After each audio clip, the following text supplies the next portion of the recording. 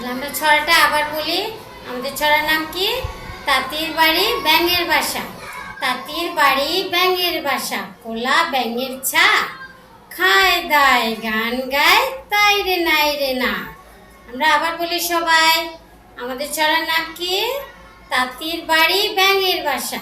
তাঁতির বাড়ি ব্যাঙের বাসা, কোলা ব্যাঙের ছা, খায় দায় গান গায় তাই রে নাই রে না। আরেকবার বলি আমরা। আমাদের ছড়ার নাম কি? তাঁতির বাড়ি ব্যাঙের বাসা।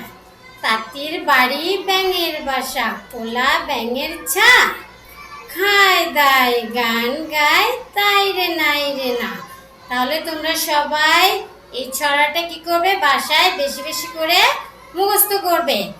বেশি মুখস্থ করবে, যত যত পড়বে তত এটা তোমাদের জন্য ভালো হবে। এটা মুখস্থ করবে। তারপরে আমরা আজকে কি কি পড়েছি? ব্যঞ্জন বর্ণ পড়েছি, ক থেকে ইয় পর্যন্ত ব্যঞ্জন বর্ণ পড়েছি। আর কি পড়েছি? নতুন বর্ণ শিখেছি দুটো, ট এবং ঠ। তাহলে ট দিয়ে আমরা দুটো শব্দ পড়েছি, টতে টিয়া টাকা, ঠতে ঠোঁট ঠেলা গাড়ি। তাহলে আমরা ট এবং ঠ পুরো পৃষ্ঠা ভরে লিখবো এবং সেটা হোয়াটসঅ্যাপ গ্রুপে পাঠিয়ে দিব। আজকে আমাদের এই পর্যন্তই। আজকের মতো আল্লাহ হাফেজ।